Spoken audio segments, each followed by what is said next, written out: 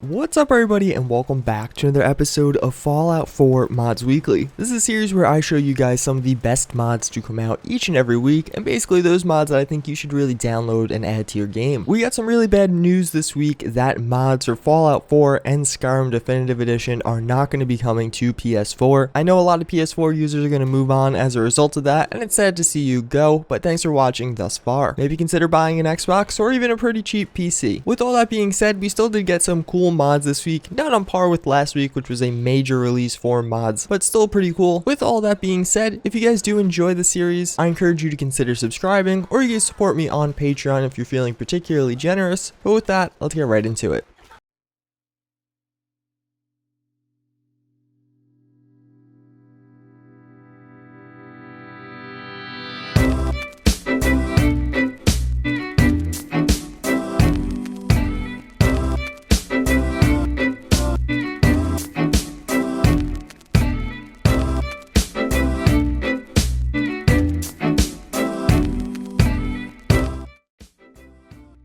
So first and foremost, I want to show you guys Vault 1080. This is a mod actually by Nvidia. Basically, it adds in a new vault, a new world space into the game. It has a little bit of a story behind it. As you explore the vault, you'll find some different clues and notes alluding to what happened before, and then when you get to the end, you kind of have a big reveal. It's a pretty cool experience. I found it to be a little bit overhyped, but nonetheless, it's a good free mod to download and a good hour or so of playtime. I definitely recommend checking this out. It also adds in these new lighting effects that personally tanked my FPS, but maybe you'll have different results. I was using a 980 Ti and typically get 60 to 70 FPS, but with those I was getting 20 to 30 in some instances. Nonetheless, it's a pretty cool quest mod and definitely has a lot of cool story behind it.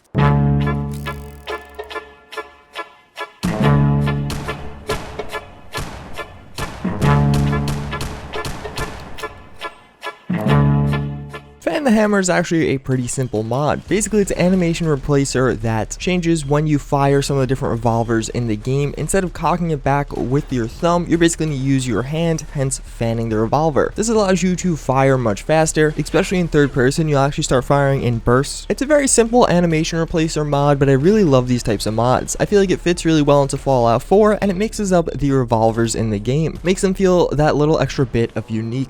So at number 3, we do have the STG-44. This mod was released quite a while ago on PC, but only just now got ported over to Xbox One. I did make a full video covering this and basically giving a big shout out to Pimply Pete. He's the guy that ported this over, and basically he's been messaging a lot of users on PC and saying, hey, can I port your mods over to Xbox One? I feel like he's doing a huge service to the community and wasn't getting enough recognition for that. With all that being said, this is still a very good weapon mod. It has a lot of cool customizability features. It gives you a bit of a different assault rifle feel, but still being very practical in Fallout 4.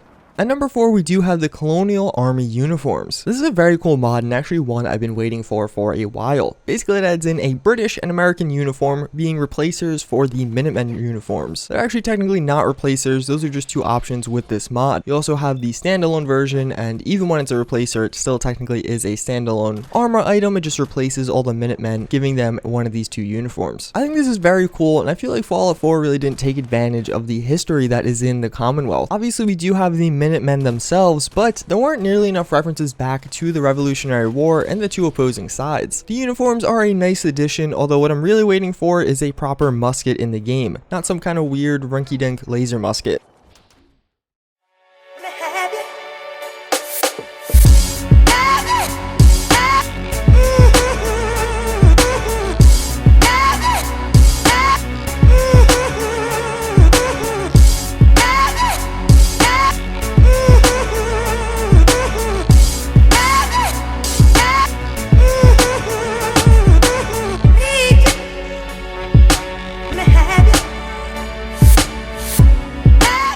At number 5, we do have the Ares Appleseed. Although the name's a little bit weird, this is actually a really cool set of armor. It basically gives you a good military style outfit for your female character. I guess you technically could put this on a guy, although I don't think that would be very fitting. It does give you a very Rambo feel. It feels like something out of a movie where you have that military sniper helicopter pilot chick that's dressed up. This is probably what she'd be wearing. Now it's brought into Fallout 4 to recreate all those fantasies, or just to look badass while taking down some death claws. Synthetic Love is another mod that came out quite a while ago on PC, but only just got released on Xbox One. Basically what this adds in is Nora, your wife, as a synth in the game. You'll find her in Diamond City and basically you recruit her as a follower, or you could just kill her like I did. For obvious reasons, this mod only works if you're a male character. And all around, I really like the way this mod author incorporated this. There's a little bit of a backstory and a few quests, and Nora is without a doubt a very viable companion mod. She is fully voiced and can hack and lockpick different things, but basically she's totally kitted out like a synth. It's almost like the Institute brought her back to life, and all around it's a very viable way to add her back. There's some other mods that just add her back as a normal companion, and that's not very fitting. We watched her get shot in the head. It needs to be a little bit more lore friendly than that, and this mod definitely gets that job done.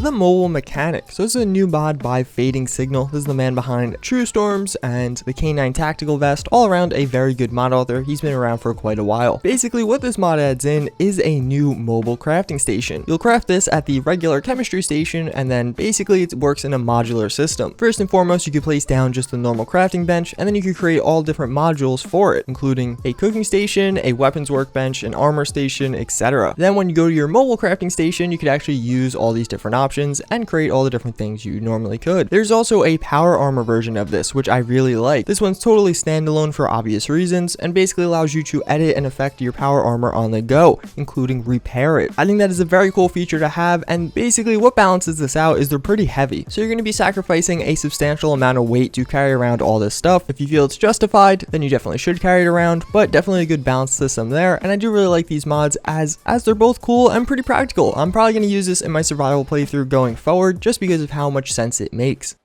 Next up, we do have the Steampunk Gunslinger outfit. This is a mod by Eleanor. She's a very popular mod author, basically making a lot of clothing for your different characters. This is actually a mix mash of some of the different mods that she has created in the past. She has a normal gunslinger outfit, and this one is basically modifying that to make it a little bit more steampunk themed. All around, the outfit itself does look really good. Everything's really high quality, as you should expect from this mod author. Although primarily geared toward woman characters, you definitely could use this on a guy if you felt the need to. It has a lot of details here and there, like some knives on the leg and some stuff going on with the hat. Without a doubt, one of the better clothing mods that come out of this week, and I definitely recommend you check it out.